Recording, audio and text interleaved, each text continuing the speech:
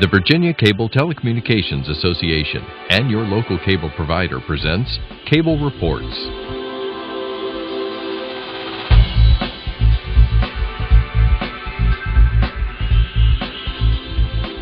Join us now as Cable Reports brings you up to date on current issues facing the Commonwealth through discussions with your local legislators and other policymakers from across Virginia. Welcome from the General Assembly and the City of Richmond. I'm Woody Evans for Cable Reports and Comcast. And a very warm welcome to Delegate Charles Poindexter. Welcome, sir. Well, good morning. It's good to be with you this morning. Great. You represent House District 9, I believe. House of Delegates District 9, which is about 90% of Franklin County, 100% of Patrick County, and about a third of Henry County. And Franklin County is pretty large, is it not? Franklin County is actually the 7th largest county in Virginia in land area, and our population is up in the high 50,000 number now. We were actually the only county west of Richmond that's grown in the last 10 years. It actually grew. Tell us about that growth.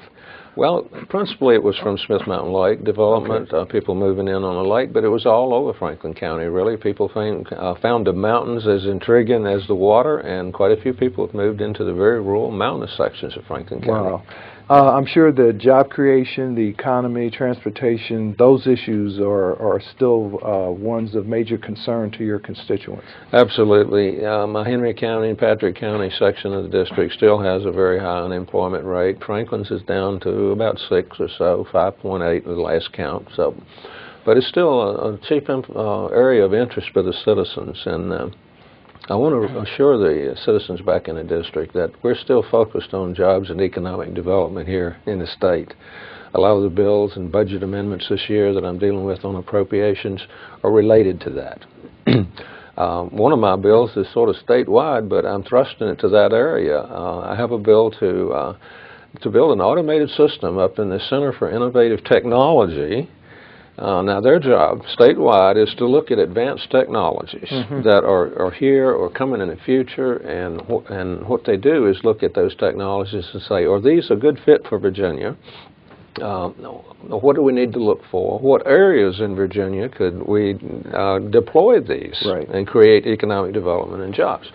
So I'm sponsoring a bill at the request of the governor to build an automated system to do this up in the Center for Innovative Technology. Great, and that fits your background because before you became a delegate, before you were on the Franklin County Boards of Supervisors, that's the kind of work you engaged in. Well, that and my professional career was information technology, so it was a natural fit for the governor to look my way for that one. Right, and I know you're always looking out in terms of the public safety arena, our firefighters and emergency personnel, and I know you have some legislation in that regard as well. Yes, I've had some legislation in that. I really tried to put a cap on negligence awards for firefighters. We lost a couple of firefighters, and there's potential litigation involved there, but I think the judgment of the courts committee was that the laws that are in place are more than sufficient to cover the issue. So that particular bill didn't go very far, but I think there's a reassurance there that the legal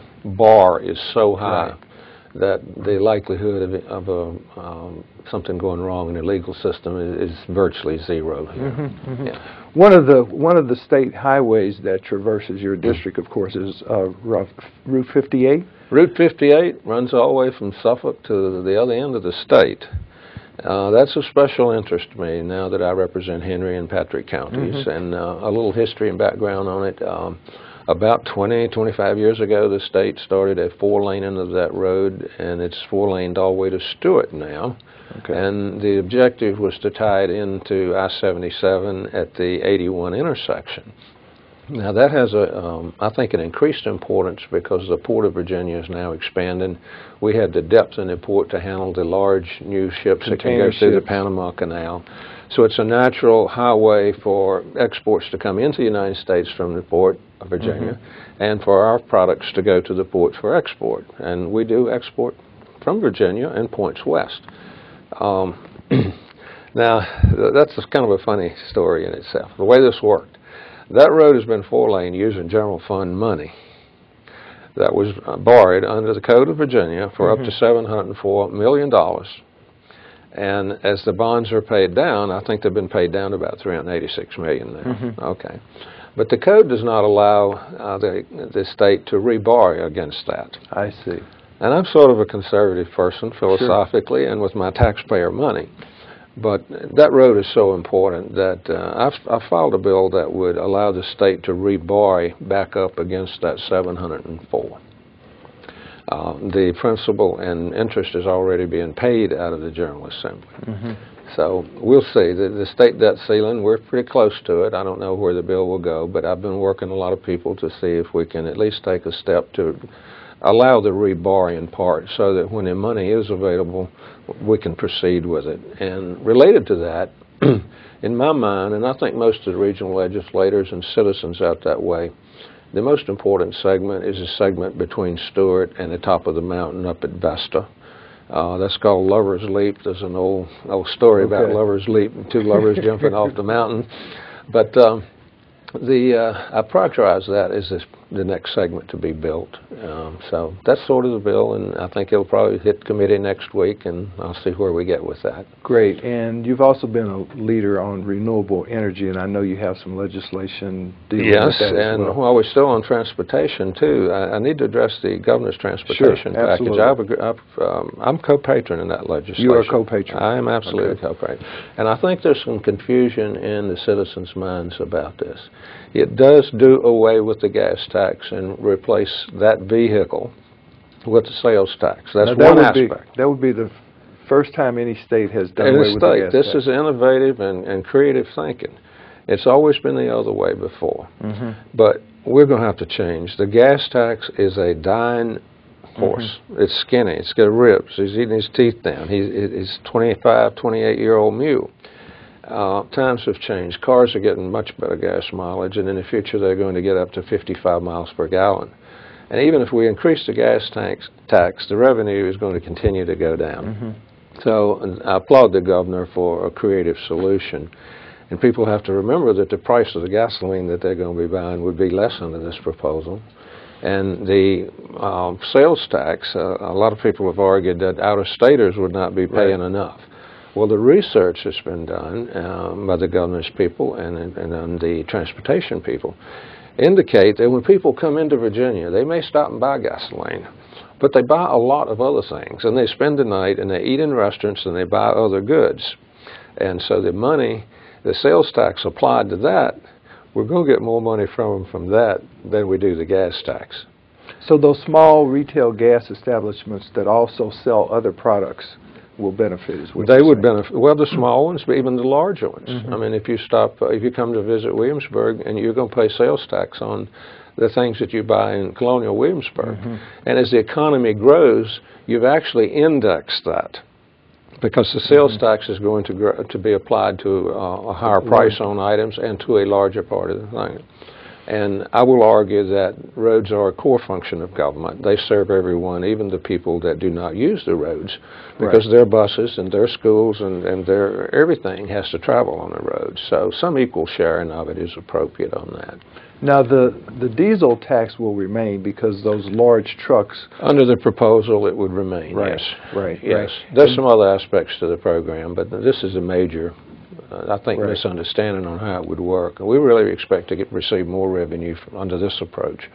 And I understand that there are about 4 other, if not more, bills that have been consolidated with the governor's proposal. And of course, all these issues will be debated thoroughly. Well, what we have governor's proposals, we have proposals in the Senate, we have proposals in the House, and it's sort of like making sausage, is the old story around Richmond here, and you put it all on the table and sort of massage it, and that's what legislation is, and that's going to happen. The governor's package will be tweaked by the General Assembly, just as his budget proposals will be.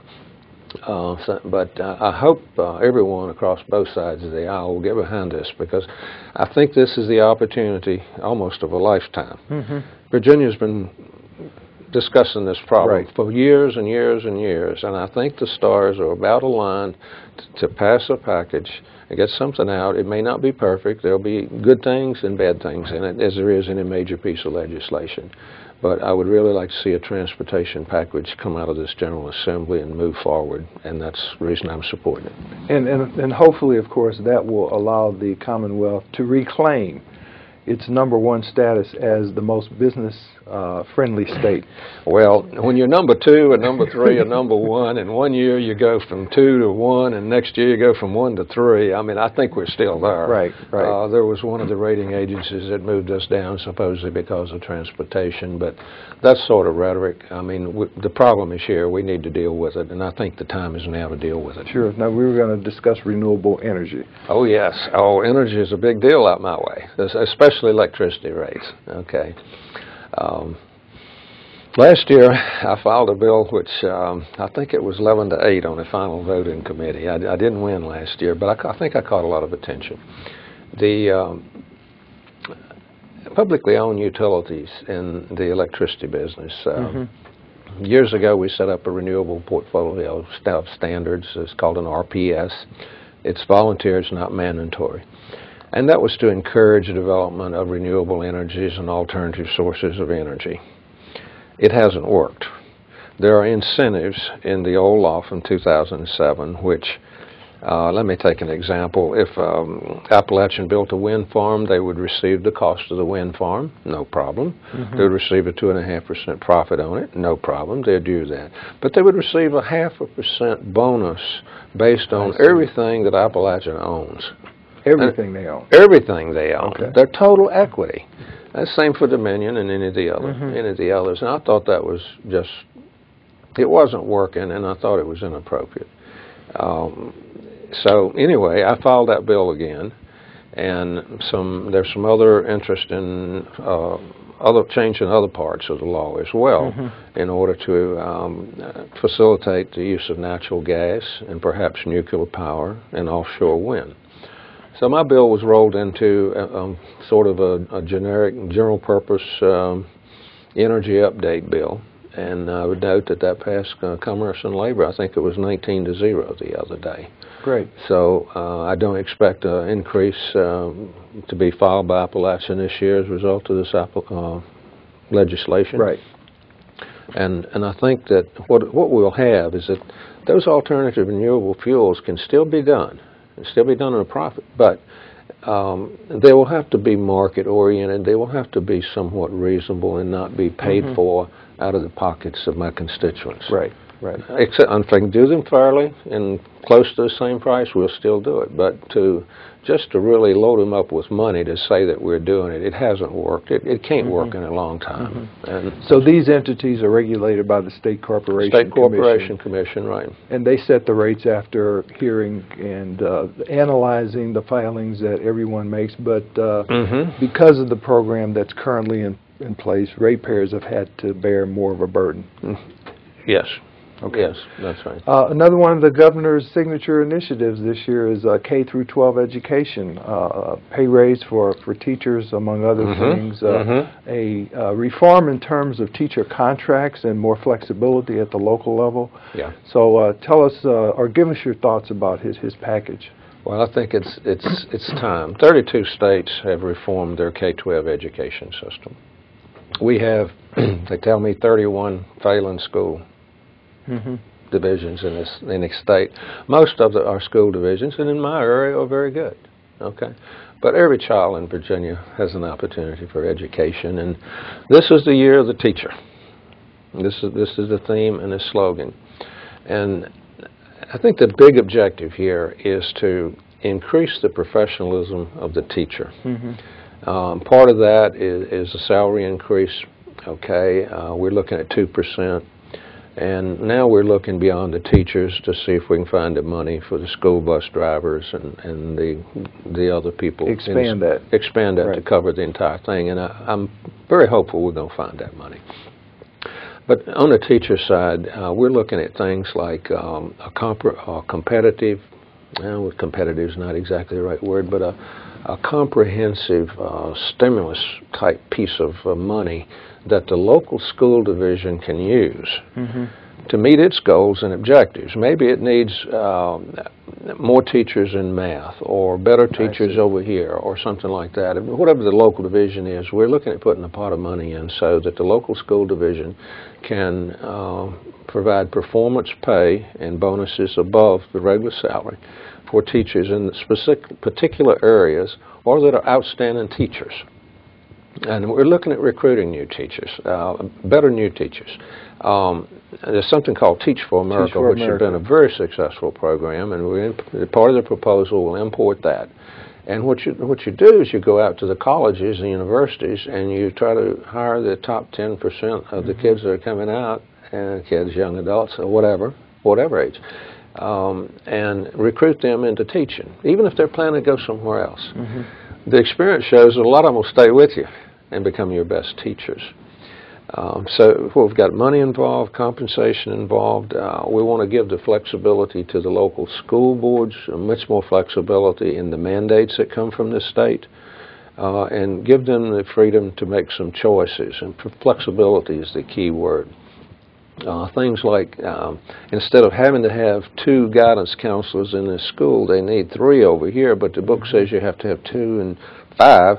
The school board can move the people around, librarians, guidance counselors, and things like that, and we think that will really help. And there's other flexibilities built in for the school boards as well. So it's far better for those who are on the ground, those teachers, those superintendents, parents who know those teachers, to have that flexibility and to run those schools as opposed to Richmond or worse, Washington. Richmond's bad enough. Washington's far worse, in my opinion. Now, there are always peripheral educational issues, two that constantly come back. One that was initiated last year, just wanted to get your thoughts on it, has to do with children who are homeschooled and their inability now to participate in athletics. And I know you were a basketball player. I was, and that was a great part of my career, was playing sports in high school and college, especially college, because I got to travel and see other colleges and people. It was a great experience. And athletics is certainly a good part of an education, but I still believe in that old term that says student athlete. That's where I come from. So student first, athlete second. Even if you're a first-class athlete.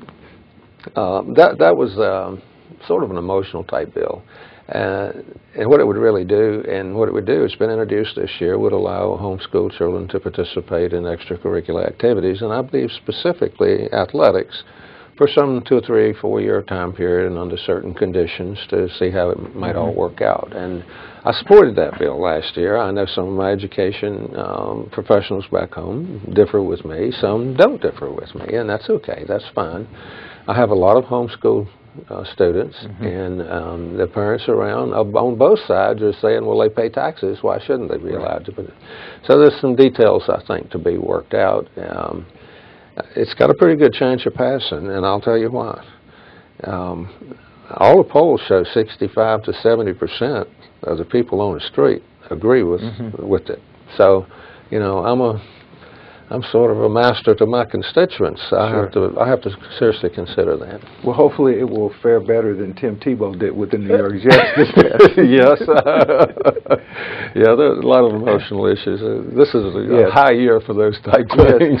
And speaking of flexibility at the local level, there's always an attempt to repeal the bill that prohibits school districts from beginning the school year before early school class. Labor Day. Yes, exactly. that is a perennial discussion. Right, and I know there are a lot of waivers granted to school districts. As a matter of fact, waivers. You know, those waivers almost swallow the rule to a great extent, but I'm sure you hear about that every year. I hear about it from both sides, and I try to keep an open mind about it.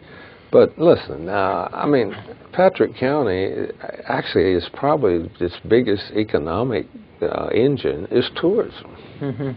Okay, and I know for a fact that Smith Mountain Lake is the major part of Franklin County from an economic and September, Labor Day, is the second largest weekend, I understand, in terms of numbers and visitors and boat rentals and restaurants and sales in the stores.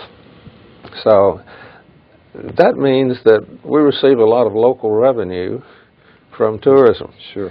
And that revenue is really helps supplement the property tax, which is the principal tax to pay for the schools in the locale. So everything we can do to take some burden off the property tax in the rural areas and have more revenue coming in, it has to be pretty appealing to me. You know, I mean, it's I sort of lean to keeping the late opening on, I would like to work with educators because I noticed one of my counties that we're out 17 or 18 days for the Christmas holiday. Well, that's fine. Having a break, I have no, I try to celebrate Christmas myself, but maybe we can work on some scheduling aspects and sort of meet in the middle somewhere someday. Exactly. That's an interesting issue to deal with, and I try not to be hard-headed about it, but I have to consider the revenue and the economic consequences. Absolutely. You serve on a very important committee, among others, appropriations, and of course the Commonwealth has an obligation to balance its budget, and you will be engaging in that process again this year. On the other hand, we've got our friends in Washington who are still dealing with this issue of sequestration. And we all know included in the governor's budget request is an increase in the rainy day fund and also additional money in a federal contingency fund. Hopefully, neither one of those will have to be withdrawn from. But how do you see things shaking out in terms of the budget, and how difficult is it in a year when you're depending upon some action in Congress? It's difficult because we don't know what's going to hit us from Washington. On the sequestration side, Northern Virginia and Tidewater, and some other parts of the state are very dependent on military. And if the military's cut, it's going to mean less money coming into Virginia, and that's why we set up the FACT Fund last year. On the rainy day fund, now let me go back. So much money comes into the state coffers from those areas, and a lot of that money flows to my 9th district for schools and public safety and Department of Social Services and the whole thing. So we're going to lose money coming my way. And that really concerns me because our local governments have cut to where they can too. As concerns the rainy day fund, we have a large payment we must make next year, next year by the Constitution. Rather than trying to do it all in one year, what we're going to try to do is put some money aside so that the payment is half or a third of what it has to be next year. Just good management of money, really. But I'm very worried about sequestration. There's some other drivers here. There's Medicaid expansion and setting up, on the healthcare side, setting up the exchanges. Those could be major cost drivers, especially long term. Next 2 or 3 years, maybe not so bad, but I have to think down the term, when my son or grandson might be a delegate or a supervisor or whatever, when the taxpayer has to pay the bill. The Chesapeake Bay Cleanup Program. That's one of those misnomers. That's the state of Virginia Clean Up All the Streams program. Oh, okay. It applies to my district, too. Okay. We're looking at $15 billion over the next few years. We've got sewage treatment plants in Lynchburg and Richmond and all these different places. They're going to have a lot of money put in them. And the feds are not providing it. That's me state and me local governments having to provide that. So these are the drivers that sitting on the appropriations committee that I really have to look at. And what I've promised my people is that when I come home, I'm going to bring my balanced budget back, and I'm going to try to balance the public safety and the health and human resources and the K-12 and the higher education and keep all the balls in the air and the best we can do. It's going to be a tough year. We will balance the budget, and I don't foresee any tax increases. The economy is still it's level at best in Virginia. And of course, balancing the budget is one of the key elements in maintaining our AAA bond rating. That is almost a must. It's a must do if we possibly can to do that. And the rainy day fund helps on that. And setting aside some money in a FACT fund for reacting to the cuts from Washington, whether they're defense or non-defense. But we're looking at like Virginia Beach and Air Force, Langley Air Force Base, where I worked so many years. These things have to be addressed. And of course, that AAA bond rating allowed the Commonwealth, a couple of years ago now, to borrow money to partner with private entities to do construction, transportation. We have $14 billion out there in contracts and road projects. And one of my biggest complaints this summer was all these orange barrels in the road. I'll take those complaints. We're addressing transportation, and with some of the projects in my area, they're all over the state. So yes, I supported that package. Now you mentioned Medicaid, and of course, last year the Affordable Care Act was upheld, but it also gave the state states a lot more flexibility in terms of Medicaid, Yes. and that's why this issue is before the Commonwealth now. Talk to us in a little bit more detail about the benefits, but also the cost that you're concerned about in terms of expansion. Okay. Yeah. Well, the proposal for the expansion, the numbers vary depending on who produces them. The one I've been using mostly is 420,000. It might be 200. It might be 600. Whatever the number is, and there is a need for additional health care for some of our citizens. The trick is in how you do that, like it is with everything else. We're short of general practitioners from Richmond and Lynchburg west. I don't have enough in the 9th District. And so when you say we're going to add all these people to Medicaid, there's no one to see them. But that's a very real problem. The cost that we initially estimated for the expansion is appearing to be quite a bit less than what we first estimated. But the problem is any federal program, Medicaid as it is today, has these strings attached to it. And we need to fix the current Medicaid program. There's not just fraud and abuse. It's just not structured to where we get the best bang for the buck to help the most people the mostest. So we need to restructure the current Medicaid program. And if we can get the information from the federal government, we'll look very closely at expanding Medicaid. But we just don't know how they're really going to run the program and what the real long-term implications are. I can sit back with my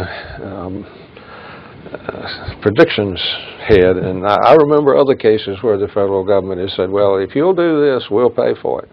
And that hasn't always panned out. And when I look at the situation in Washington, I don't know where the money is going to come from in 2016, 2018, and 2020, and so forth. So we're going to look at both reforming current Medicaid and the expansion of Medicaid, but we're going to do it in a fashion that we get the most services to the most citizens, the best services we can, for the least dollar we can. So we shouldn't rely upon that federal government in Washington for what they say about paying 100% of the cost for 3 years and then 90% thereafter. Well, maybe 3 years, but I got a big question mark on that 90%. That's a lot of money. The number of billions are staggering, and it's going to be borrowed money. It's going to be borrowed money. Now, on the exchanges, that's part of it, too, setting up a health care exchange. We have 3 options: a state exchange, a hybrid, and a federal. We've looked at setting up a state exchange and decided, well, the governor made the decision, but I support the decision because it didn't look like the right thing to do right now. There are a couple of federal policies that have to be on that. I'm going to have to stop you. I'm sorry they're telling me we're out of time, but thank you. Delegate Charles Poindexter, thank you, sir, for being here. We appreciate your public service. Well, I certainly enjoyed being with you today, and I'd like to say hello to the folks back home today. Great. Thank you for watching Cable Reports, brought to you by the Virginia Cable Telecommunications Association and Comcast. Until next time, I'm Woody Evans.